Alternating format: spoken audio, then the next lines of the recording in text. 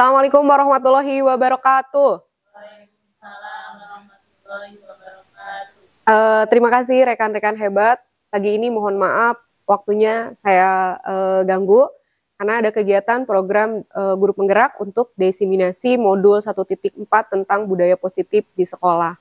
Kenapa targetnya guru? Karena harapannya ilmu yang saya dapat walaupun belum seberapa tapi bisa dibagikan pada rekan-rekan dan efeknya akan dirasakan oleh banyak murid kalau targetnya guru. Tapi karena memang hari ini kenapa harus jam segini? Karena jam 10 saya ada jadwal mengajar. Jadi jangan sampai kegiatan-kegiatan kita di luar jam mengajar itu mengganggu aktivitas kita untuk datang ke kelas. Ribuan terima kasih saya ucapkan bagi rekan-rekan yang sudah bersedia menyempatkan waktu. Mudah-mudahan semua kebaikannya dibalas berlimpah oleh yang di atas. Nah, hari ini kita akan mereview di sini. Sifatnya bukan saya memberikan materi sebenarnya, tapi kita sharing ada sedikit ilmu yang saya tahu dibagikan pada rekan-rekan dan sebaliknya mungkin saya yakin ada banyak ilmu di diri rekan-rekan yang jauh lebih banyak yang bisa saya dapatkan. Di sini ucapannya selamat datang Bapak dan Ibu guru hebat SMK PPN Tanjung Sari walaupun isinya adalah ibu-ibu yang luar biasa. Selamat datang buat Bu Helmi sama Bu Lani. Nah, di sini mari kita berkolaborasi untuk mendukung terbentuknya budaya positif di sekolah kita tercinta. Karena yang namanya aturan, yang namanya sesuatu yang bersifat untuk mengatur, mengikat, itu tidak akan bisa jalan kalau kita berjalan masing-masing. Kalau tidak ada kolaborasi antara satu pihak dengan pihak lain. Kalau satu pihak berjalan di garis A, satu pihak di garis B, itu kemungkinan besar tidak akan bisa bertemu atau susah untuk bertemu. Nah, mudah-mudahan dengan kegiatan ini setidaknya kita bisa menyamakan persepsi bagaimana harusnya kita memperlakukan peserta didik. Menurut Ki Hajar Dewantara, seperti yang sudah kita tahu bahwa beliau mengumpamakan sekolah itu sebagai ladang, sementara kita itu sebagai petaninya, dan murid kita adalah sebagai benihnya. Kalau benih itu jenisnya beda-beda ya. Ada benih yang unggul mungkin, ada benih yang biasa aja. Tapi bagaimanapun kondisi benihnya, bagaimanapun kondisi lahannya, kalau seorang petaninya bisa mengelola, bisa kreatif, bisa menggali cara-cara untuk membuat benih itu tumbuh setidaknya seoptimal mungkin yang dia bisa, itu akan menjadikan sebuah generasi yang luar biasa. Nah, mudah-mudahan kita sebagai guru menjadi sosok-sosok petani yang bisa mengolah benih yang sudah ada di sekolah ini menjadi tanaman-tanaman yang memiliki daya guna, daya kreasi, daya cipta, dan bermanfaat bagi masyarakatnya di lingkungan sekitarnya. Nah, kemudian di sini salah satu cara yang bisa dilakukan oleh guru dalam membantu siswa tumbuh maksimal mempunyai karakter profil pelajar Pancasila adalah dengan membangun budaya positif yang berpihak pada murid. Tapi yang kita rasakan sekarang ketika di sekolah ada siswa yang melanggar aturan, ada siswa yang tidak sesuai dengan tata tertib. Yang biasa saya lakukan sendiri itu biasanya mendahulukan emosi. Karena manusiawi sekali ketika siswa sudah melakukan hal-hal yang menurut kita di luar batas kesabaran kita dan sudah jauh dari aturan, itu kita mudah sekali terpancing untuk melakukan, berkata, atau sesuatu yang terkadang menyakiti siswa itu sendiri. Jadi kesalahan siswa sedikit, kita memberikan efeknya begitu besar, begitu buruk. Dan itu rasa-rasanya kita masih jauh menerapkan prinsip berpihak pada murid. Tapi saya yakin ibu-ibu yang ada di sini mudah-mudahan kita sama-sama, ayo kita sama-sama memperbaiki diri bagaimana kita mengarahkan siswa tanpa membuat luka di dalam hatinya walaupun memang sulit sekali. Nah, di sini ada 8 konsep inti budaya positif yang akan kita ulas bareng-bareng, yang mana nanti akan banyak pengalaman dari rekan-rekan tentang kejadian-kejadian atau konsep inti dari budaya positif yang akan kita paparkan. Yang pertama ada perubahan paradigma belajar, kemudian ada disiplin positif, nilai-nilai kebajikan, kebutuhan dasar manusia, motivasi perilaku manusia, posisi kontrol guru, keyakinan kelas, dan segitiga restitusi. 8 ini erat kaitannya dengan profesi kita sebagai guru. sangat erat kaitannya. Dan begitu kami calon-calon guru penggerak belajar ini, saya sendiri begitu mengintrospeksi, oh ternyata selama ini saya salah, ternyata selama ini saya yang menganggap diri saya baik, tapi ternyata banyak sekali keburukan yang sering saya lakukan yang melanggar beberapa konsep inti budaya positif, yang mana mungkin ada kata-kata saya yang melukai murid, ada pelakuan saya yang tidak enak bagi hati murid, yang mana itu merupakan feedback yang mereka lakukan dan saya memberikan budayanya budaya negatif. Dan itu mudah-mudahan kita bisa sama-sama memperbaiki. Kemudian kita ke perubahan paradigma belajar, atau ini lebih menjurus ke kurikulum Merdeka. Walaupun sekarang kita tahun kedua dan masih meraba-raba, sebenarnya kurikulum Merdeka itu seperti apa? Saya sendiri masih bingung, tapi kalau rekan-rekan mudah-mudahan tidak sebingung saya. Dan ternyata kurikulum Merdeka atau paradigma baru pembelajaran itu, pembelajaran yang berorientasi pada penguatan kompetensi dan pengembangan karakter. Jadi lebih menitik beratkan karakter. Karena apa? Sekarang zaman digital, tanpa kita sebenarnya anak bisa belajar apapun. Buka nyari bahasa Inggris misalnya di Google, ada banyak sekali. Nyari matematika, nyari IPA, semuanya ada di Google. Tanpa mereka butuh kita. Tapi tugas guru itu tidak akan pernah terganti, walaupun ada Google, walaupun ada internet, walaupun ada chat GPT dan lain sebagainya, tugas kita itu tidak akan pernah terganti. Karena tugas berat kita adalah mengarahkan anak untuk bisa menuju ke karakter yang baik.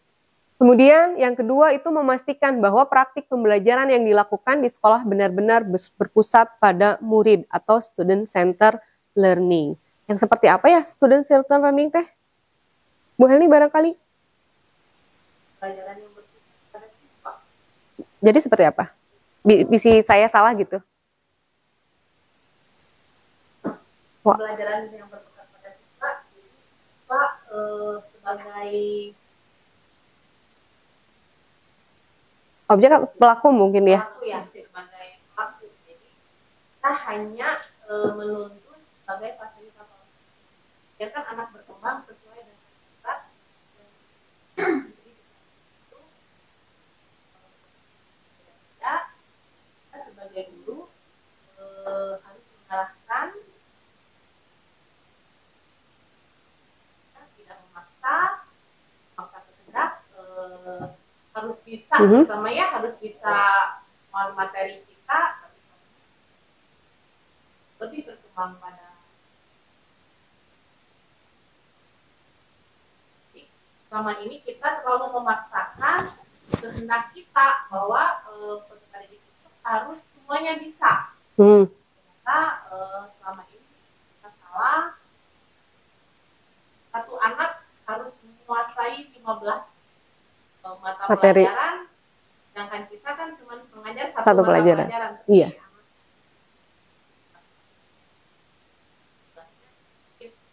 Selama ini Berubah. Dalam dari 15 mata pelajaran tersebut anak atau menguasai mata pelajaran yang diterapkan ataupun dalam segi pelajaran saja, mungkin juga dalam ekstrakurikuler, karena sekarang ternyata tidak hanya akademik saja yang berperan di dalam sekarang di ekstrakurikuler, anak-anak bisa berperan.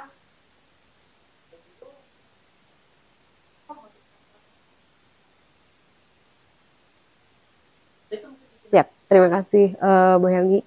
Jadi memang sekarang pembelajaran itu harus berpusat pada siswa. Tapi saya sendiri terkadang masih ada space di mana sehari dua hari fokusnya pada diri saya, dan itu rasa-rasanya sangat egois.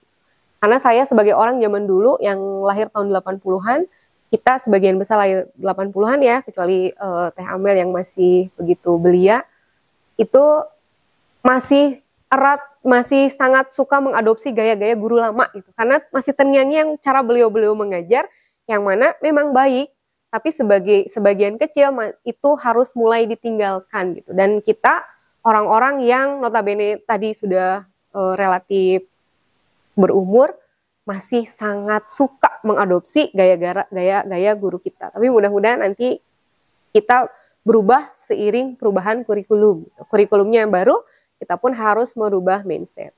Nah, sekarang ada miskonsepsi tentang teori kontrol. Ada beberapa hal yang membuat kita, pola pikir kita sebenarnya masalah, tapi kita merasa itu benar. Yang pertama, miskonsepsi yang pertama, itu ilusi bahwa guru mengontrol murid. Sebenarnya kita tidak bisa mengontrol murid. Ketika satu hari kita merasa kita mengontrol murid, sebenarnya mah dia, si muridnya, mengizinkan dia untuk dikontrol. Jadi bukan kita yang mengontrol, tapi dia memberikan izin untuk kita mengontrol dia. Tapi kalau muridnya tidak mengizinkan dia untuk dikontrol, bagaimanapun kita mendesak, memberi motivasi, dia tetap tidak akan bergerak sesuai dengan apa yang kita harapkan. Kemudian ilusi bahwa semua penguatan positif, efektif, dan bermanfaat. Kita berpikir bahwa penguatan positif yang kita berikan itu akan selalu bermanfaat, tapi terkadang itu memberikan feedback yang buruk karena anak-anak ketika terlalu sering diberikan penguatan positif berulang dia akan mengalami satu titik jenuh dan akhirnya akan memberikan efek yang buruk juga. Dan kemudian yang ketiga, ilusi bahwa kritik dan membuat orang lain merasa bersalah dapat menguatkan karakter. Misalnya seperti apa? Misalnya kita barudak nah sih datang teh meni telat-telat wae. Kamu tahu nggak? Ibu rumahnya jauh loh. Ibu datang ke sini ngebelaan, datang naik elep. Jadi semuanya dijelasin ke siswa dan itu terkadang sebenarnya niat kita baik supaya dia lebih mengerti, lebih aware, lebih peduli. Tapi salah besar ketika kita beranggapan bahwa ketika kita memposisikan bahwa kita mengkritik dan membuat orang lain merasa bersalah itu akan membuat karakternya berubah menjadi positif. Dan itu yang saya lakukan itu masih selalu seperti itu. Kadang di kelas capek, anak-anak tidak bisa sesuai dengan keinginan, akhirnya emosi ya ngomong kemana-mana. Dan itu yang harus saya sendiri perbaiki. Kemudian ilusi bahwa orang dewasa dapat memaksa. Kita egoisnya kita kadang ke anak sendiri, misalnya ke siswa. Segala rupa keinginan kita itu harus dituruti sama dia. Segala rupa aturan kita harus diikuti sama mereka. Tapi itu sebaliknya akan memberikan, kedepannya akan membuat anak menjadi sosok-sosok yang mudah terintimidasi, minder misalnya karena perlakuan kita terhadap anak ataupun peserta didik. Seperti itu ilusi-ilusi yang banyak beredar dan saya sendiri memang mengalami itu. Kemudian di sini kita sebagai seorang pendidik yang hidup memang di zaman sekarang diharapkan bisa mengubah paradigma stimulus respon ke pendekatan teori kontrol. Ya, yang responnya realitasnya kebutuhan kita sama, tapi ternyata pada kenyataannya kita itu memiliki kebutuhan yang berbeda-beda. Sederhananya apa? Ada anak mungkin yang suka pelajaran matematika. Sampai beberapa Vinia ya sampai request sama Bu Mariska, Bu, bikin ekskul matematika Bu, saya aja yang anggotanya sendiri, karena dia berbeda dengan yang lain gitu, kebutuhannya beda. Ada anak yang, saya mah sukanya bahasa Inggris, itu maunya ikutnya bahasa Inggris, karena realitanya kebutuhan kita berbeda. Dan salahnya kita memaksa anak-anak untuk suka semua sama pelajaran kita, walaupun sebenarnya itu tidak bisa, karena kebutuhan setiap individu itu berbeda. Kemudian semua orang melihat hal yang sama, sedangkan teori kontrolnya setiap orang memiliki gambaran yang berbeda.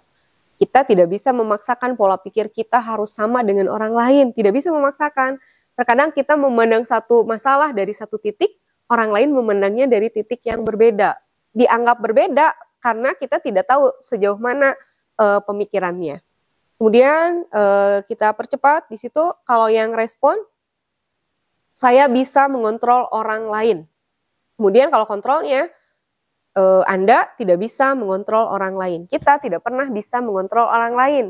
Yang bisa itu hanya kalau dia mengizinkan kita mengontrolnya. Kemudian pemaksaan ada pada saat bujukan gagal. Itu stimulus responnya. Sementara teori kontrol menyebutkan bahwa kolaborasi dan konsensus menciptakan pilihan-pilihan baru.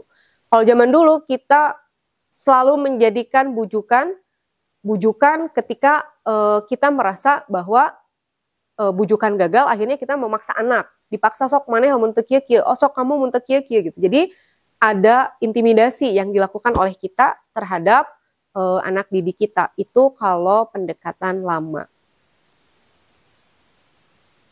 Kemudian kita ke disiplin positif.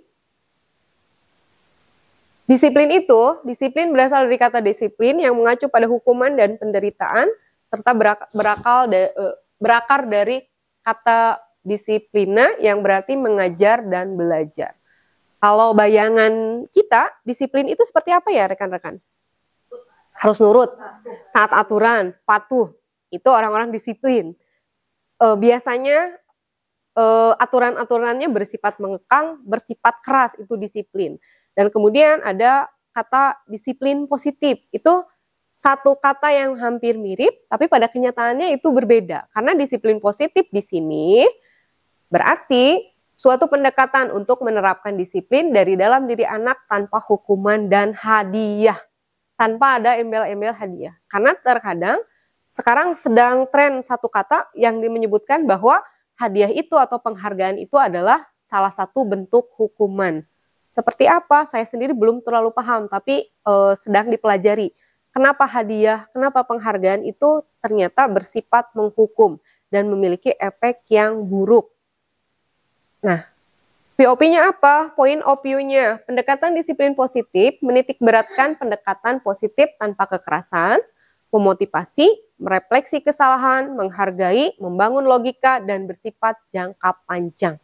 Walaupun ini berat, dan ini menjadi PR kita semua sebagai pendidik yang notabene perjuangan kita benar-benar berat. Karena anak didik kita sekarang anak didik yang segalanya serba tahu, segalanya serba lebih maju dari kita, sehingga kita benar-benar harus belajar lagi bagaimana mengkondisikan, membimbing mereka supaya mereka masih bisa setidaknya mau gitu dikontrol sama kita, walaupun memang ya tadi butuh effort.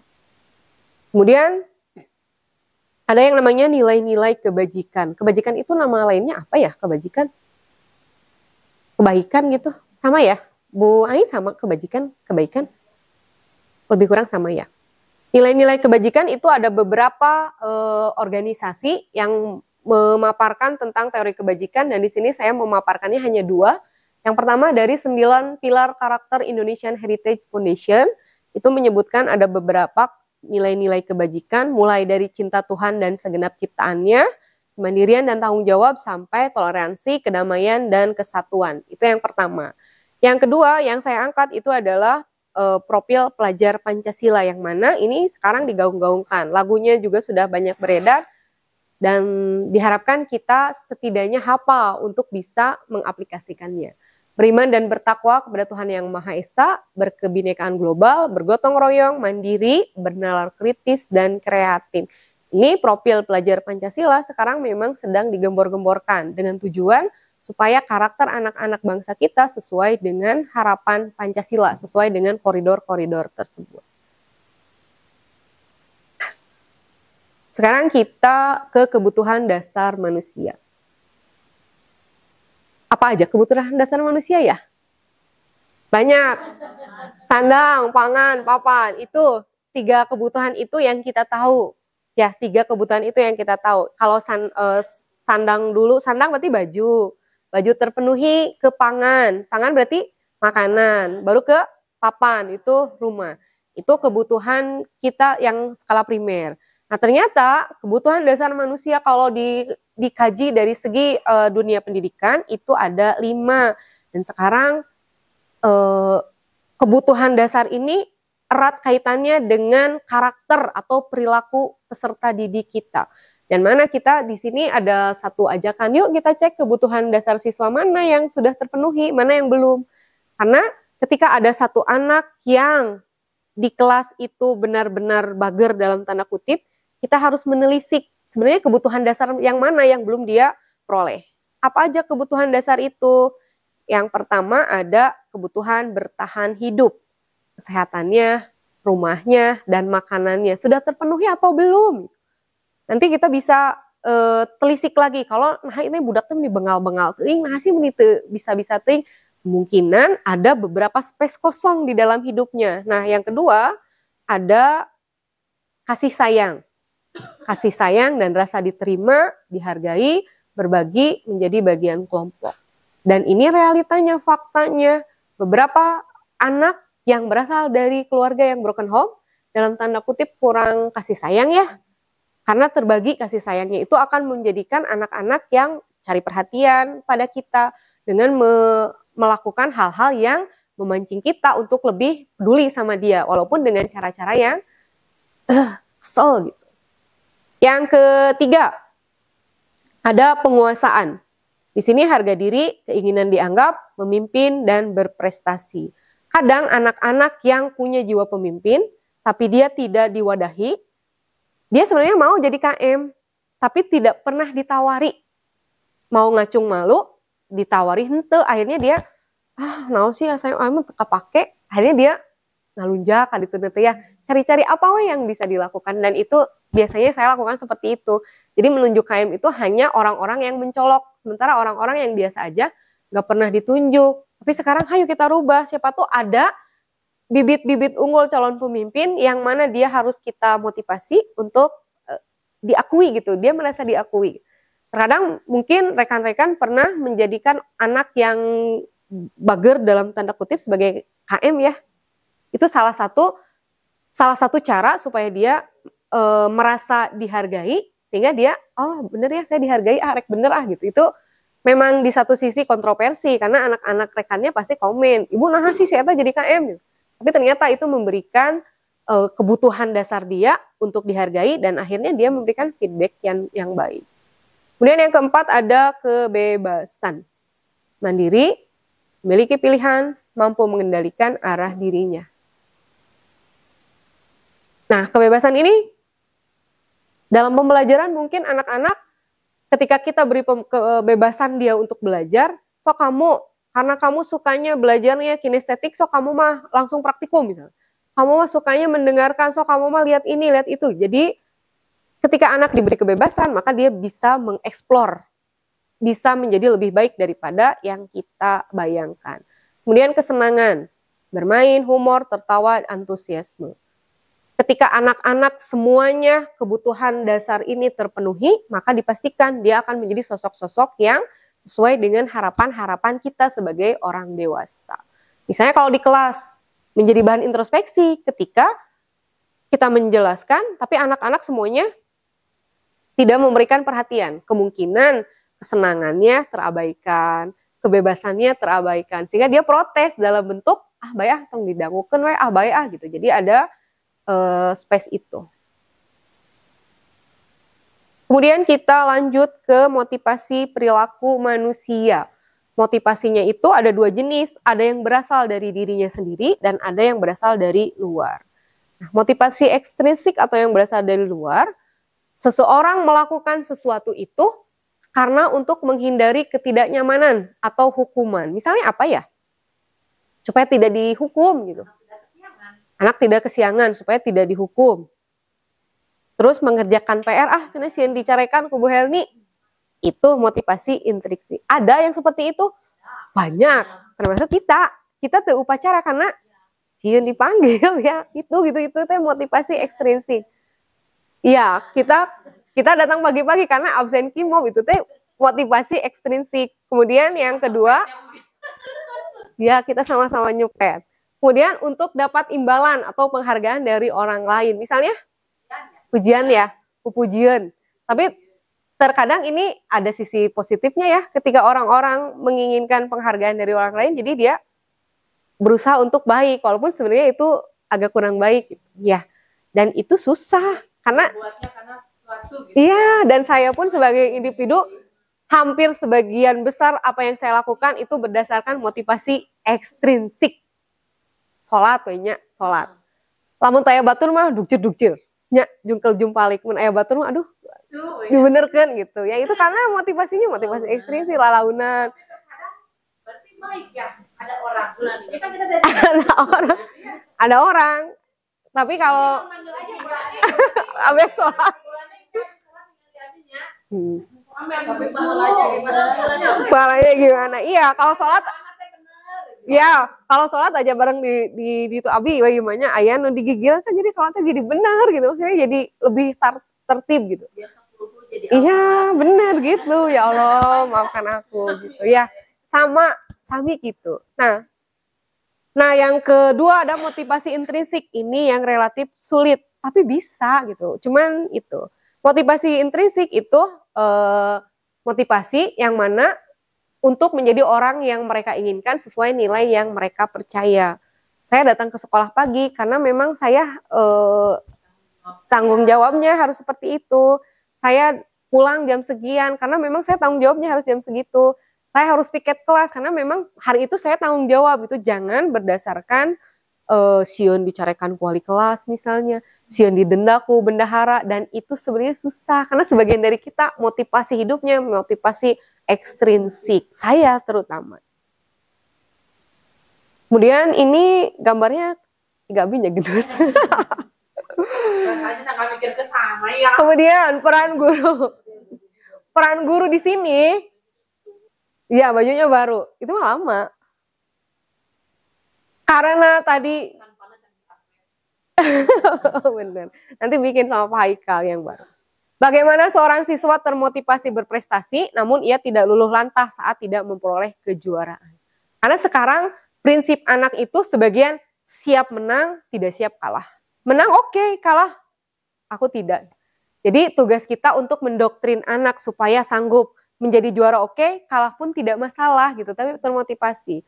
Sekarang banyak anak, beberapa anak yang kalau dia dapat ranking 1, dia bangganya luar biasa. Tapi ketika rankingnya mundur aja, 1 atau 2 tahap ke bawahnya, dia menjadi down, menyalahkan diri sendiri, menyalahkan orang lain. Dan yang paling fatal, dia mengorek-ngorek kesalahan orang. Bu, saya mah ranking hiji, tepantus we Bu Danilon. Dia mah ini gitu. Jadi tugas kita itu sebenarnya berat sekali. Kemudian yang kedua, tugas kita, peran kita walaupun sebenarnya banyak, cuman ini intisarinya. Bagaimana menata hati saat mendapatkan kemenangan dan sebaliknya tidak putus asa saat apa yang diharapkan tidak tercapai. Itu sebenarnya lebih ke hati individu, cuman tugas kita karena kita mendedikasikan hidup menjadi seorang guru, berarti tugas kita bukan hanya memikirkan diri sendiri, tapi memikirkan anak-anak didik kita.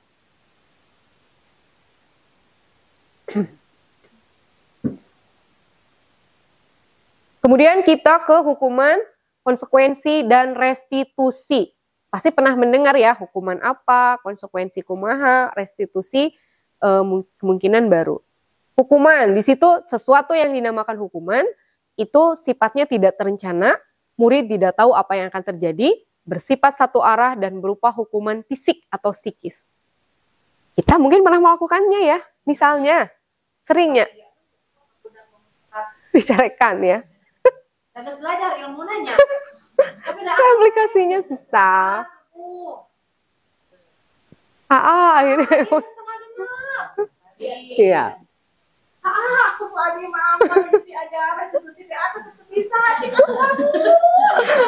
Iya, benar ya, benar ya. Emang seperti itu. Akhirnya. Nah, hukuman tidak terencana.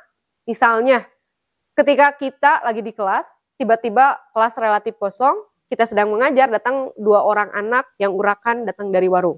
Yang pertama kita lakukan adalah ngambek kan? Di mana?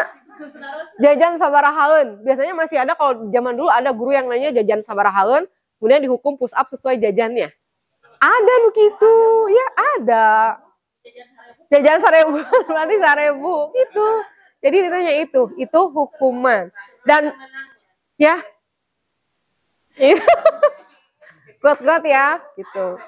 Nah, murid tidak tahu apa yang akan terjadi karena kita berdasarkan emosi ya. Mau emosinya benar-benar memuncak, kita menghukumnya seenak hati, seenak jidat. Tapi kalau emosinya rada-rada turun, paling kalau tuh kamu suruh nyanyi aja, gitu. Sepele, tapi itu adalah hukuman. Mungkin menurut kita sesuatu yang menyenangkan menghukum dia, tapi menurut dia cedera psikis mungkin ya. Ya orang daerah-daerah guru dan saya dan Abi pernah melakukan itu, ya Allah ternyata ini. So, kamu nyanyi ya, satu nyanyi yuk, teman-temannya sari-sirian. Mungkin dia tuh nyeri hati gitu. Aduh, itu sesuatu yang enggak. Kemudian kalau konsekuensi berbeda hampir 180 derajat kalau matematika. Karena dia terencana, disepakati, murid tetap dibuat nyaman, dan guru selalu memonitor. Misalnya apa? Misalnya apa ya konsekuensi? Ayo kita lihat ya. Dia tuh sampai ini ada.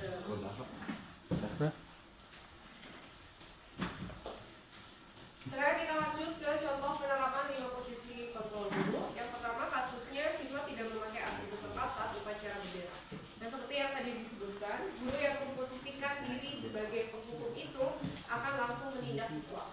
Kamu tuh upacara, sok kamu put up, sok kamu beberes lapang, sok kamu itu posisi guru yang paling rendah sebagai penghukum. Kemudian yang membuat merasa bersalah, guru-guru di level ini akan selalu bicara halus, tapi tujuannya supaya dia merasa bersalah. Saya berapa kali ibu bapak memberitahu kamu selalu mengecewakan ibu. Kan ibu udah bilang, sok datang pagi-pagi nah sih kayak gitu, ibu kecewa loh kayak kamu. Nah, seolah itu benar, tapi sebenarnya itu posisi yang levelnya sama rendahnya. Dan saya sebagai seorang guru masih berada di level ini, level 1 sebagai penghukum, dan favorit kedua sebagai guru yang selalu memposisikan sebagai membuat merasa bersalah.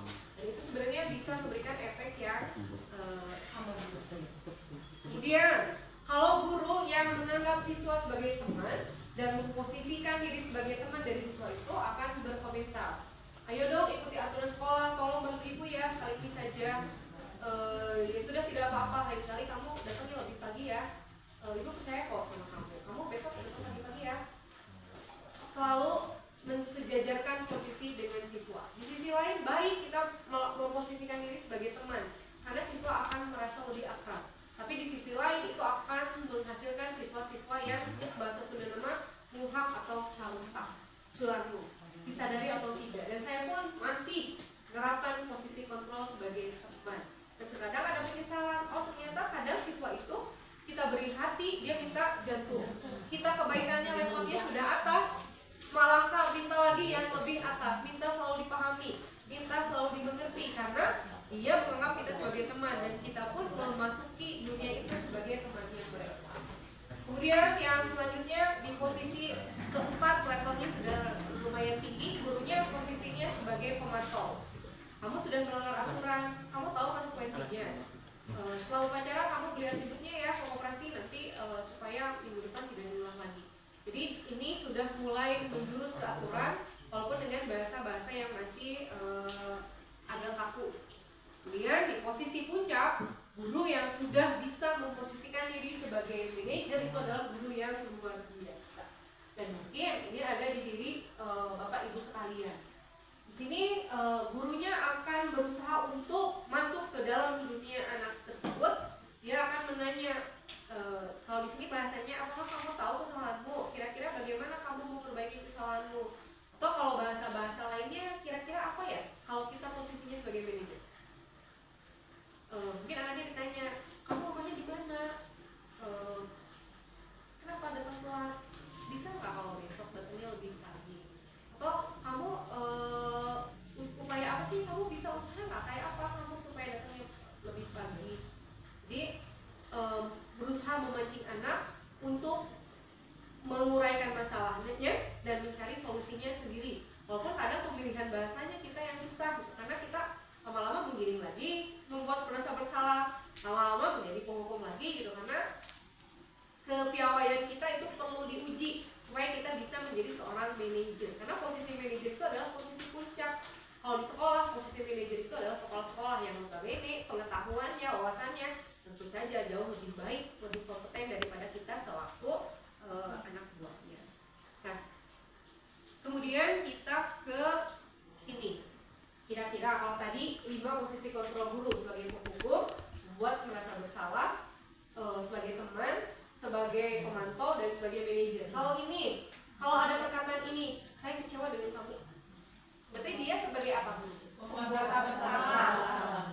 Pernah Bapak Ibu menyebutkan ini? Nah, Saya sering. Ibu kecewa kamu masih gitu. Selalu menjadi bumbu setiap saya ngomongnya seperti ini, dan itu saya ngomong ke anak sorangan ya. Ngomong ke anak sorangan ya. Ngomong ke sorangan.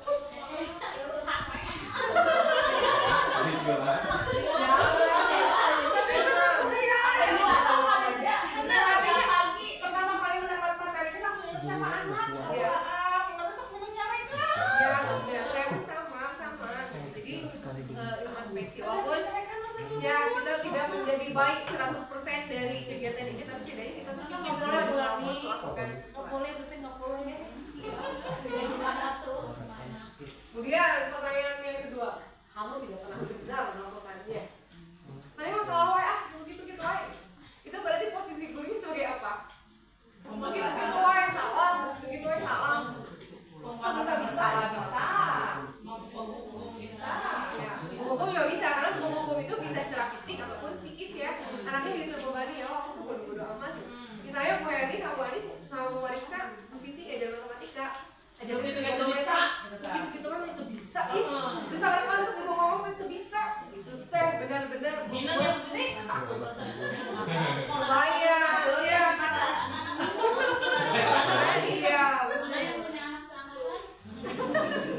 Iya. Nah ya berarti kita benar-benar aku tengah kalian nggak apa-apa kalian harus sama nyanyi gue bisa. Iya, idealnya seorang guru kayak gitu tapi susah. Anaknya di mana kalau dia bisa. Betul. Kemudian kalau pertanyaannya rencana mau apa untuk menyelesaikan masalah ini? Pernah membuat seperti ini? Pernah kali-kali ya, 1000 kali sampai sama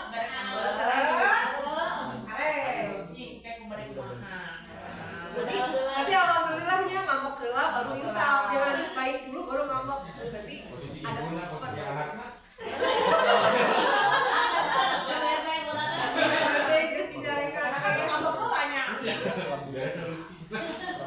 Kemudian kalau ada muncul kata-kata ayolah lakukan ini demi ibu ya please sebagai pernah kelas ya kelas balap aduh beberesnya demi ibu sih dicarikan jadi keluar kata-kata ini teh sebenarnya nggak boleh tidak susah kita sama-sama perbaiki mulai mengikis apa kata-kata yang tidak seharusnya dilontarkan pada anak walaupun memang secara individu saya sendiri belum sanggup hanya ayo kita sasaran dengan selangkah demi selangkah memperbaiki bagaimana cara kita memperlakukan siswa sehingga siswanya itu lupa. Kemudian sekarang kita ke keyakinan kelas. Pendampingnya Bapak Ibu. Keyakinan kelas. Mengapa keyakinan kelas? Mengapa bukan peraturan kelas? Kalau peraturan lebih kaku. Kemudian apa lagi? Kalau keyakinan terpaksa. Terus peraturan itu lebih ke mengikat satu pihak ya sebenarnya kitanya mah bebas mana kalau datang beratnya kitanya sendiri datang keluar ya mana ke sok kelasnya kudu bersih kalau bisa sepatu gurunya sendiri pakai sepatu abi jadi itu peraturan tapi kalau sudah mulai bicara keyakinan berarti semua penghuni kelas itu harus mengikuti itu karena berdasarkan apa keyakinannya berarti terbuktinya emang dilarang ya bukan korupsi itu kan korupsi dia korupsi ya karena tidak yakin cara belajar cara belajar institusi kemudian pembentukan keyakinan kelas keyakinan sesuatu yang disebut keyakinan kelas itu bersifat abstrak tapi saya sendiri masih bingung ya ini tapi sedikit ya berupa pernyataan universal dibuat dalam pernyataan positif misal kalau guru menginginkan anak supaya kamu jangan ribut. Jadi kalau keyakinan kelasnya itu apa kira-kira? Bahasa yang menunjukkan bahwa jangan ribut tapi dengan bahasa yang positif. Positifnya berarti tidak ada kata berbicaralah sesuai dengan jadi lebih fokus kayak dengarkan guru ketika berbicara. Ya gitu. Karena orang Indonesia mah kalau ada kata jangan pasti itu dilakukan. Pernah nggak kalau di jalan ada tulisan jangan tengok kiri gak ditinggalin. Jadi sesuatu yang dilabelkan negatif itu pasti dicari. Gitu. Jangan buang sampah sembarangan nggak ditulis. Karena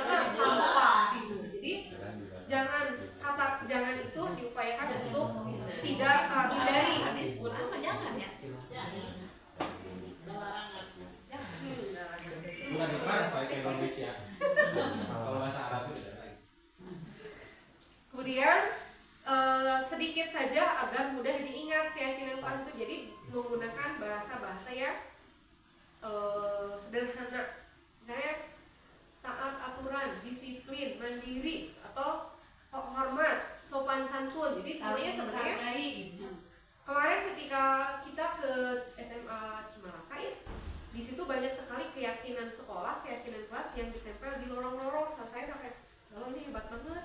Jadi ada banyak sekali tulisan yang mungkin di print sama anak-anak di laminating, ditempel di hampir di setiap sisi. Misalnya teh sayangi lingkungan, semuanya dengan kata-kata positif itu ditempel sampai semua pojok sekolah itu semarak oleh kata-kata positif. Dan ya Allah kebita gitu. Kita juga bisa, tapi tidak bisa kalau bergeraknya hanya 1-2 orang. Di kelas kayak bullying teh. Ya, foto. jadi Kulita ya. Udah dapat teh KKN di sekolah kita mungkin makan tak. Ini enggak bermasalah. Waktu mana kau? Apa itu tuh? Nah, itu minimal wali kelas atau sekarang di kelasnya. Kemarin kan pembuat kita tempel-tempel lah gitu. Tugas ini kemarin Kata-kata positifnya Ya nanti kita. kalau KKN bulan depan di sini kuat ningali warna naongan. itu ada seminggu. Ya kan sekolah itu mah alami, jadi natural ada. Kalau nanya Iya, gitu ya. Jelasan. Ya. Selanjutnya ke materi terakhir. Alhamdulillah terakhir. Kita ke segitiga restitusi. Suatu proses dialog yang dijalankan oleh guru agar dapat menghasilkan murid yang mandiri dan bertanggung jawab. Nah, juga segitiga restitusi. Baru kami pun barunya aja belum benar-benar paham. Ada 3 tahap segitiga restitusi. Restitusi itu kalau di istilah medis itu lebih ke pertolongan pertama. Itu ada yang pertama ada menstabilkan identitas, kemudian validasi tindakan yang salah, baru proses atau tahapan yang ketiga ada menanyakan keyakinan. Kalau hanya melihat ini mungkin bingung, tapi kalau sudah praktek, oh ini ya, oh saya juga pernah melakukan ini, cuma redaksi kata-katanya belum familiar. Pertama lagi menstabilkan identitas itu apa? Nah, yang pertama menstabilkan identitas berdasarkan prinsip membuat kesalahan adalah bagian dari proses pembelajaran. Di garis bawahi, kita garis bawahi berdasarkan prinsip membuat kesalahan adalah bagian dari proses pembelajaran. Tapi jangan sampai melakukan kesalahan yang sama, berarti itu keledai gitu ya. Jadi di sini kita harus bisa menggiringkan anak supaya dia belajar dari kesalahan dan meyakinkan kalau kamu tidak apa-apa salah, tapi nanti perbaiki dengan ini beberapa contoh kata-kata yang bertujuan untuk menstabilkan identitas. Berbuat salah itu wajib. Tidak ada manusia yang sempurna. Ibu bapak juga pernah melakukan itu. Kemudian ibu tidak mau mencari tahu siapa yang salah, tapi ibu ingin mencari solusi dari permasalahan ini. Kemudian kamu berhak merasa. Contohnya misalnya contoh kasusnya naon ya? Misalnya ayo budak anu bolos, beberapa hari bolos, kemudian tahu dari orang tuanya bahwa dari sekolahnya, dari rumahnya berangkat ke sekolah tidak sampai, tahuan. Pertama kali yang kita lakukan, mana kamana wae bisa 2 poin di sekolah, itu ya. Biasanya gitu, kamana wae tapi sekolah bisa diimahin itu kamu nya kalau ngabiayaan, maaf dia kena gitu, dengan kata-kata yang rasanya akan melukai dia. Tapi idealnya kalau kita sudah menjadi guru yang posisinya sudah manajer, bisa lebih meredam emosi dan bisa menjernihkan pikiran dengan salah satunya bisa menstabilkan identitas. Kamu kemana ke sekolah? Dia menjelaskan kena naon, dan memang ibu pas muda mah pernah gitu mungkin. Pernah bolos. Lagi ini begini ya. Nggak apa-apa, mungkin di satu usia mau seperti ini mungkin tahap yang kamu sedang lalui wajar gitu. Benar kan? Tergantung anaknya ya. Responnya ya, kalau dia naik, Makanya udah mah kayak keningan orang harus lupa tidak Casper. Casper. Orang Casper, kan dia orang melihat kan. oh kamu terlalu wajar gitu ya, bisa ya? Bisa kok? Tapi aku susah. Ya, tarik nafas. Itu menstabilkan identitas supaya dia tahu kalau dia sebenarnya salah gitu. Dan kita menyoroti. Dia ingat kamu ayah lu salah. restitusi. Ya, kita nanti praktek. Sabar, Restitusi. Sabar, bila kegebrak meja. Juga habis di kelas apa? Salah, kurang mah di ayatnya tong kurang ya. Itu nuker tuliling. boleh ada.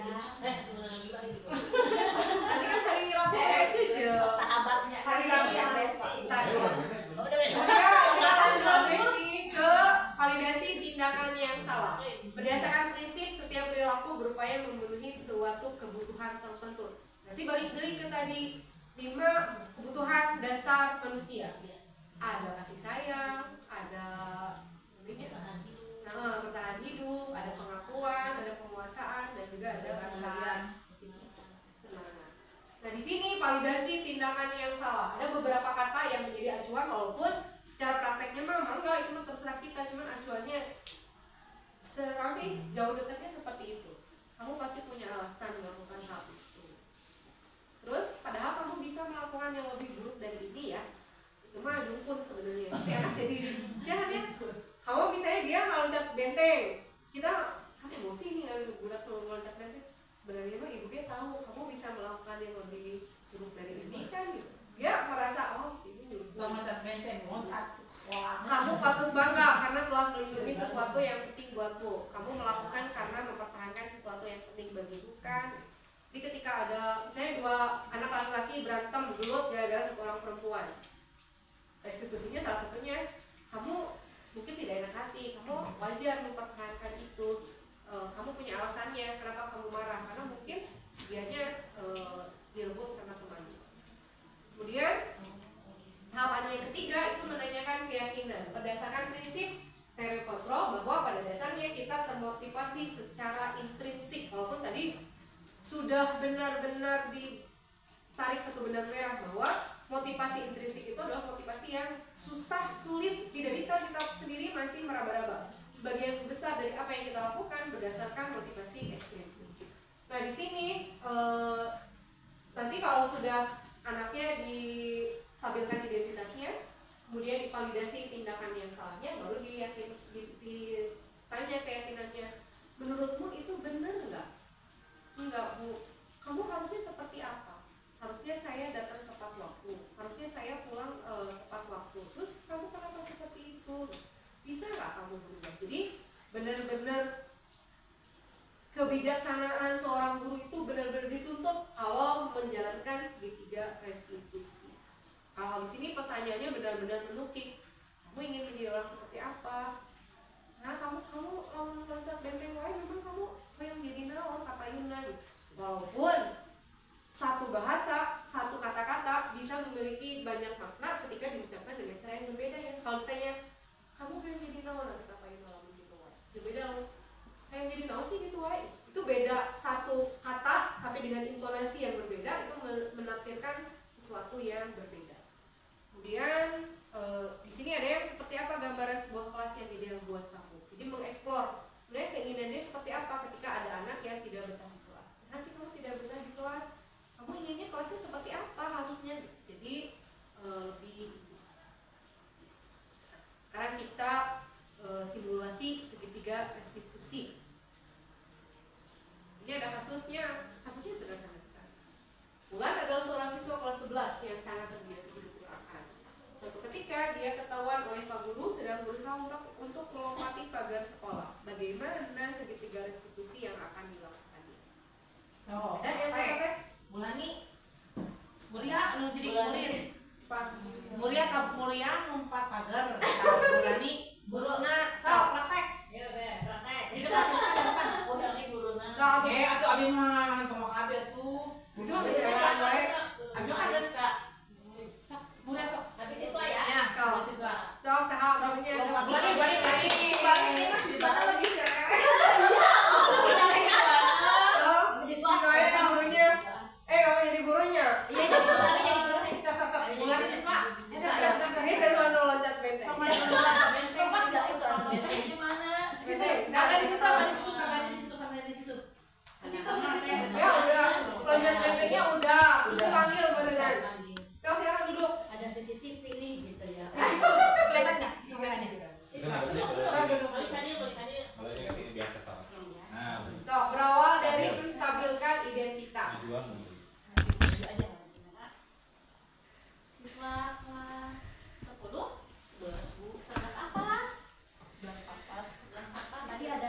informasi di grup sekolah ada siswa yang melompat ke benteng.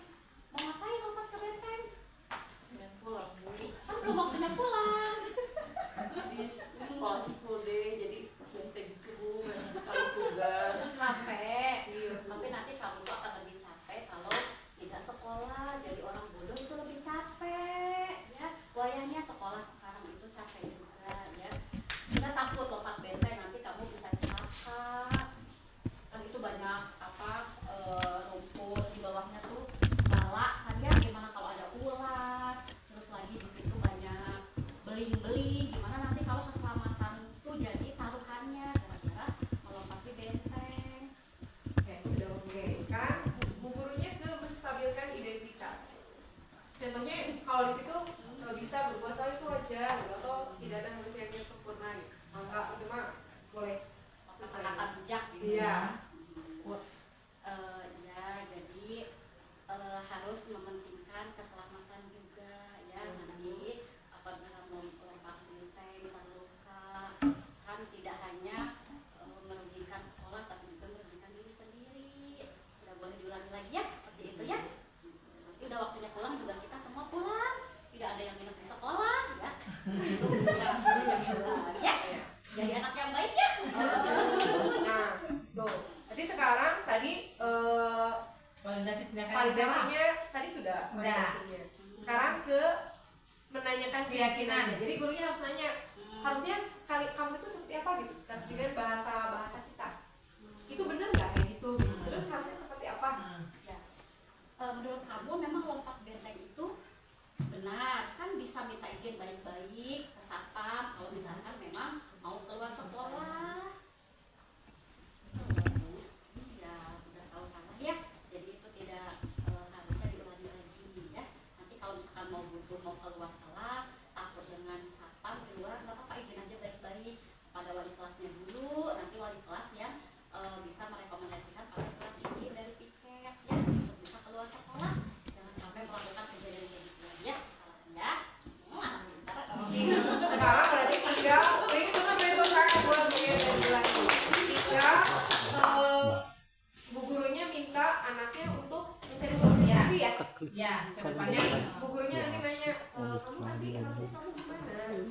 Kalau kamu mau pulang cepat, kamu harusnya. Jadi biarkan kata-kata itu keluar dari siswanya. Tapi sudah luar biasa. Ya, terima kasih Bu. Akhirnya bu guru bersama muridnya saling berpelukan. yuk kita pulang. Itu hanya sebagian kecil dari apa yang disampaikan hari ini ya. Saya yakin dan percaya rekan-rekan adalah sosok-sosok yang luar biasa. Saya berdiri di sini sekali lagi bukan menggurui, hanya ingin berbagi apa yang saya dapat di program Guru Penggerak. Walaupun manfaatnya belum dirasakan sekarang dan saya tidak bisa mengaplikasikannya secara langsung, tapi setidaknya saya berjanji pada diri sendiri untuk menjadi sosok pendidik yang lebih baik daripada sebelumnya. Tidak mengacu ke siapa-siapa, tapi mengacu ke diri sendiri. Karena perbandingan kita bukan orang lain, tapi diri kita di masa kemarin. Kalau hari ini misalnya kita mengajar ke kelas asal berangkat, asal ayat, tapi lambat laun kita belajar bagaimana caranya menjadikan kelas menjadi yang student center, berpihak pada murid, menyenangkan sesuai dengan kodrat zaman dan kodrat alam siswanya. Untuk penutupnya, dalam penerapan program disiplin positif, hendaknya guru memiliki standar kepribadian, profesional dan sosial yang dimana guru mampu merefleksi dirinya dalam posisi kontrol saat ini. Bagaimana perjalanan dirinya menjadi among atau manajer yang menuntut murid-muridnya menjadi insan yang mandiri, merdeka dan bertanggung jawab. Mulia sekali pekerjaan kita, mudah-mudahan semua ilmu yang kita tanamkan, baik itu ilmu dunia ataupun ilmu akhirat ataupun ilmu-ilmu yang mengajak siswa untuk punya karakter lebih baik, menjadikan satu buah pahala kita, kebaikan kita yang tercatat sampai akhir zaman. Ya. Untuk hari ini saya ucapkan terima kasih, beribu terima kasih saya ucapkan pada rekan-rekan sekalian, karena kalau tanpa dukungan rekan-rekan apalah saya, tanpa ada rekan-rekan saya bukan siapa-siapa.